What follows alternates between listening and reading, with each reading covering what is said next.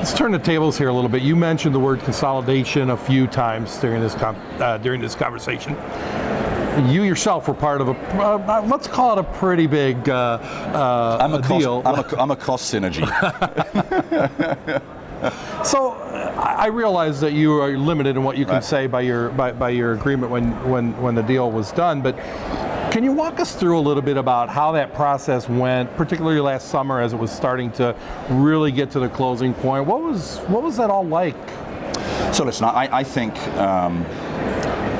I have huge admiration for the Starwood team that essentially battled through a roller coaster ride of 18 months. And I think that, from the time that the former CEO stepped away from the company, and then the chairman of the board in April of 2015 sort of said the company is exploring strategic alternatives, which was the right thing, of course, for the board to do in reaction to some shareholder commentary.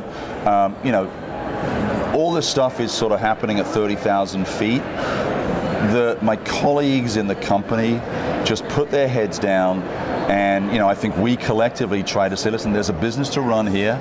We don't know if it's going to go to this competitor, that competitor, whether the Marriott deal is going to happen, whether the Chinese are going to come in, and then Marriott comes back in. And one of the things that I am proudest of is just the work of my colleagues in sort of putting their head down and saying, listen, there's a huge amount of pride in the Starwood brands, the Starwood loyalty program, the Starwood growth pipeline, and everybody just kind of said, let's get the job done.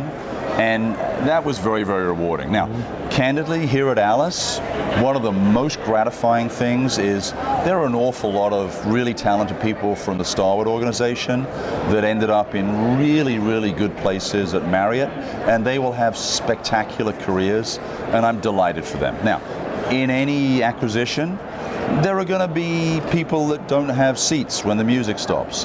And here we are sort of 3 months after the deal closed. The number of my former colleagues who I have run into in the halls of Alice who have ended up in new positions, new journeys, new companies, and it's fabulous. Yep. And so an awful lot of people with mortgages and tuitions to pay, et cetera, it was really difficult through that period.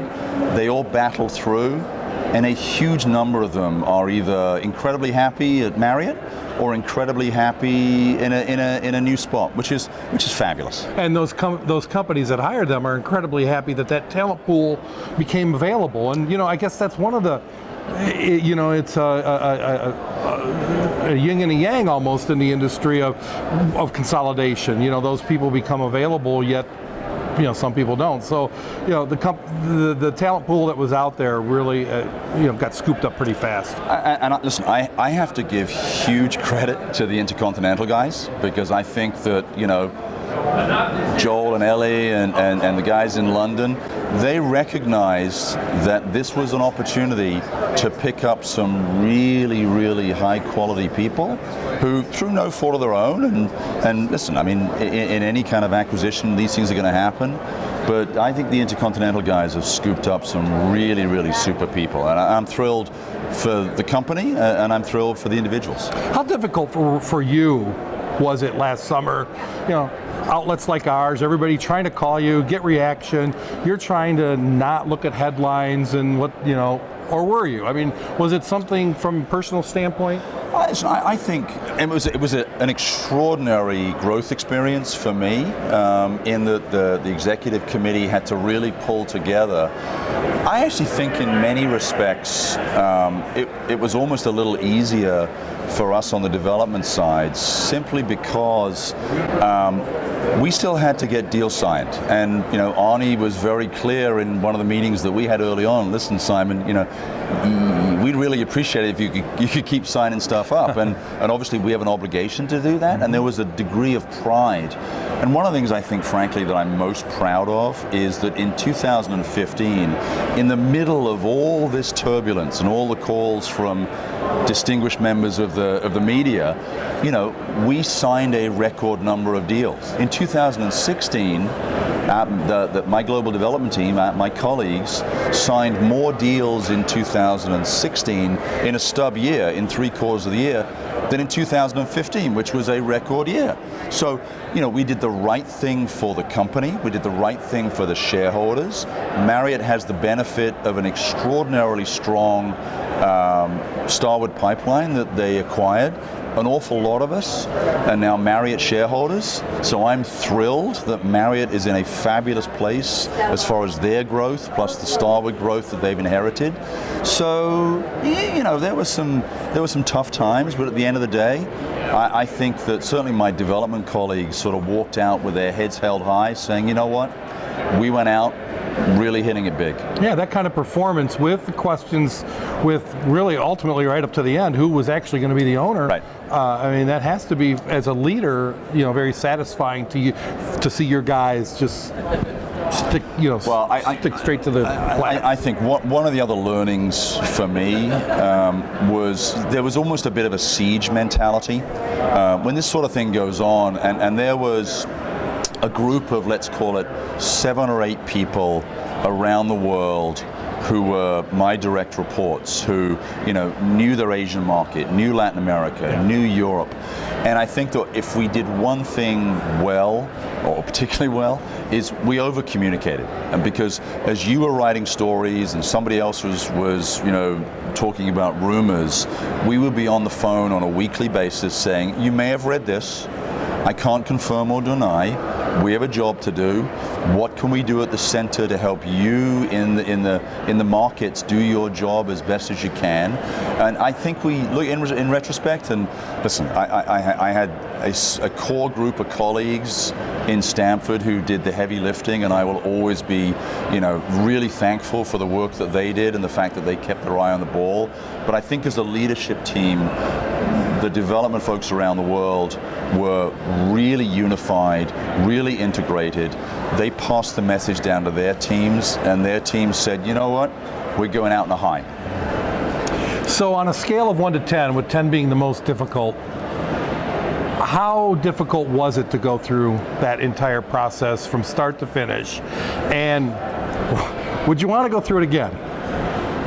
So I think I'd separate it into sort of 2 pieces.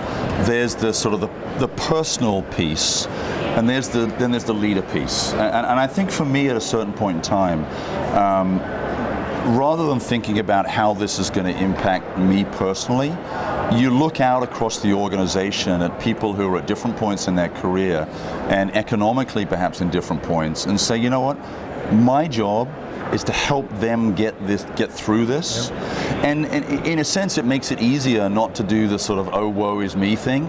If you're sitting there saying there's a group of people who are relying upon me to show leadership and to understand the issues that they're going through. So in a sense, it made it a little bit easier because, frankly, when you go through something like this, you have a great deal of attachment to the folks that you're leading, and if you don't, then you shouldn't be leading them. That's right. So, scale of 1 to 10, I don't know. I mean, it's you get dealt a set of cards. You play the hand you get dealt. So you can't change it. And I think one of the conversations we had during the Marriott Anbang thing was, hey guys, we can't influence this. We have a job to do. Let's get the job done. Things will play out the way they're going to play out, and we're just going to keep doing what we're paid to do. And I think that was an easier way to deal with it than maybe some of the folks who were a little more uncertain as to what they should do on Tuesday when Anbang sort of pops up in the media on Monday. Right. So you mentioned the attachment to the people. There had to have been an attachment. You were there at Starwood long enough that there was an attachment with the company. Starwood's certainly not the first hotel company to disappear off the landscape, but talk a little bit about that. I mean, that was a unique company for its relatively short lifespan. How did that all feel to you? So listen, I was there for almost 9 years, which is a relatively long time. I think that when you look at the folks who were there from the very, very beginning, from the Barry days or Westin people before Westin and Sheraton merged. I mean, I think that my 9 years is a rounding error compared to some of my colleagues who frankly spent their entire careers growing up with this company. And I think there was, I think that there was a lot of emotion, and that means that there was an enormous amount of pride in what had been accomplished. And was there a degree of sadness from a lot of people? Yeah, sure. But these things happen, and that's why I think when we started this conversation, I said, it's great that some people have ended up at Marriott. It's great that some people have moved on to other things. Some colleagues of mine all got together here in LA and sent me a picture of 15 of the former Starwood development team, and some are at Marriott, some are at Intercontinental, some are other places, but there's a camaraderie from that time period, and it's one of the great things about our business. I mean, we'll compete with each other. I'd compete with Steve Haggerty, we'd duke it out. I'd compete with Tony or Kirk or Joel or whoever, but at the end of the day, we're going to see each other in the halls of Alice or at something else, and we've known each other for a long time. So there's a degree of mutual respect. It doesn't impact how we compete against each other, but I think we act towards each other in a civilized and a respectful way. And I think that's true of the community that exists in our business. It's one of the great things about our business.